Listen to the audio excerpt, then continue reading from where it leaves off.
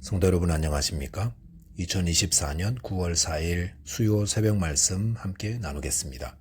함께 나누실 하나님 말씀은 열왕기하 2장 15절에서 25절까지입니다. 본문은 엘리야 승천 이후 엘리사의 사역에 대해 기록하고 있습니다. 본문을 통해 하나님의 역사를 믿는 자가 복된 인생이라는 것과 예수님으로 인해 많은 열매 맺음에 대해서 묵상하겠습니다. 첫째 묵상할 내용은 하나님의 역사를 믿는 자가 복된 인생이라는 겁니다.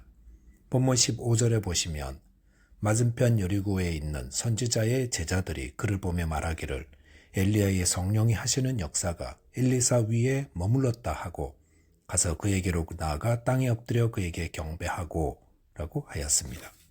하나님께서 회오리 바람으로 엘리야를 하늘로 올리신 후 엘리사는 엘리야가 떨어뜨린 겉옷으로 요단강물을 저 갈라지게 하고 그것을 건너게 되었습니다. 이 광경을 여리고에 있는 선지자 제자들이 보았습니다. 그들은 엘리야가 엘리사와 요단강을 건널 때 겉옷을 둘둘 말아 물을 치자 물이 이리저리 갈라져 마른 땅 위로 건너는 것을 보았습니다. 그런데 이제는 엘리사가 똑같이 그 일을 하고 있는 것을 보면서 엘리야에게 임했던 성령의 역사가 엘리사에게 머무르게 되었다는 것을 깨닫게 되었습니다. 그리고 그들은 주저하지 않고 엘리야에게 드렸던 존경과 경의를 엘리사에게 표하기 위해 그에게 나아가 땅에 엎드려 경배하였습니다. 엘리야에게 성령의 하시는 역사에 갑절을 구했던 엘리사는 그가 구한 대로 받게 되었고 이를 통해 주님이 맡기신 사역을 위한 능력 있는 사역자가 되었습니다. 본문 16절에 보시면 그에게 이르되 당신의 종들에게 용감한 사람 50명이 있으니 청하건대 그들이 가서 당신의 주인을 잡게 하소서. 염려하건대 여호와의 성령이 그를 들고 가다가 어느 산에나 어느 골짜기에 던지셨을까 하나이다 하니라. 엘리사가 이르되 보내지 말라 하나라고 하였습니다. 선지자 제자들은 엘리사에게 엘리야의 시신을 찾게 해달라고 요청하였습니다. 이들이 이렇게 요청한 것은 그들이 엘리야의 승천을 믿지 못했음을 말해줍니다. 아마도 그들은 하나님께서 회오리 바람으로 엘리야를 취해 가셨지만 그의 영혼만 취하시고 그의 육체는 공중 어느 정도 올라간 후에 분명 땅에 떨어뜨려 어디인가 남겨져 있을 거라 생각했던 것 같습니다. 그런데 이들이 누구라고 했습니까? 선지자의 제자들이라고 했습니다.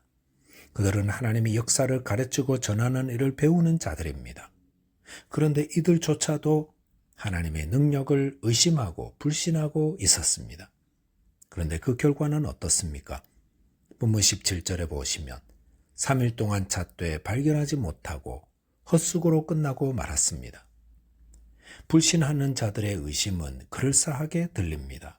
그리고 믿는 자들의 믿음을 비웃기도 합니다. 그런데 이런 자들이 잊고 있는 것이 있는데 그것은 하나님은 능치 못한 일이 없으신 분이라는 사실입니다.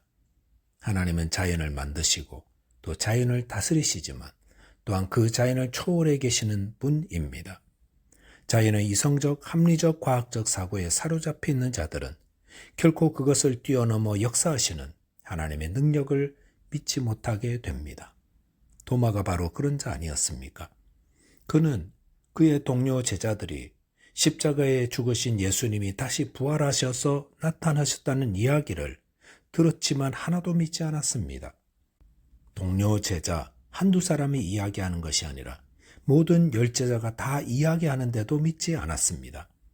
그는 예수님의 십자가에 못 박힌 손자국과 허리에 창자국을 자기 눈으로 보고 자기 손으로 만져봐야 믿겠다고 했습니다.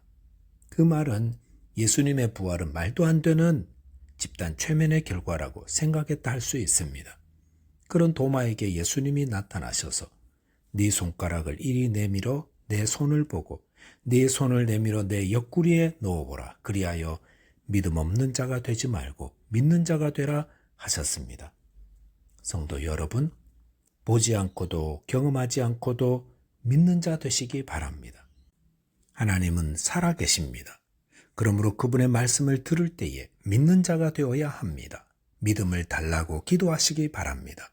이렇게 믿는 자가 복 있는 자라 하였습니다. 저와 여러분이 하나님의 말씀과 그분의 행하신 일을 믿는 자 되시는 복된 인생 되시기 바라겠습니다. 둘째로 묵상할 내용은 예수님으로 인해 많은 열매를 맺는다는 것입니다. 본문 19절에 보시면 그 성읍 사람들이 엘리사에게 말하되 우리 주인께서 보시는 바와 같이 이 성읍의 위치는 좋으나 물이 나쁨으로 토산이 익지 못하고 떨어지나이다 라고 하였습니다. 여기서 성읍이란 여리고 성을 의미합니다. 엘리사 선지자는 엘리야의 영역을 물려받은 후 여리고에 머물고 있었습니다. 이 여리고는 지대가 낮고 또 요단강이 흐르며 모압 산지가 병풍처럼 둘러싸여 있는 사람들이 살기에 적합한 지역입니다. 그런데 그곳 물이 나빠 소산이 익지 못하고 떨어지는 문제가 있었습니다. 물이 나쁘면 식물뿐 아니라 동물들과 사람들에게도 나쁜 영향을 미칩니다. 그렇기 때문에 그곳 사람들은 엘리사에게 도움을 요청하였던 것입니다. 그런데 이 여리고의 모습은 당시 이스라엘의 모습을 보여주고 있다 할 수 있습니다. 즉 여리고가 기후가 좋고 다 좋은데 물이 나빠 열매를 맺지 못하는 것처럼 이스라엘도 하나님의 택한 백성이면서도 열매를 맺지 못하는 것은 우상숭배 때문에 라는 것입니다. 본문 20절에 보시면 엘리사가 이르되 새 그릇에 소금을 담아 내게로 가져오라 하매 곧 가져온지라 하였습니다. 엘리사는 새 그릇에 소금을 담아 가져오라 했습니다. 소금은 부패를 방지하는 속성 때문에 생명을 상징합니다.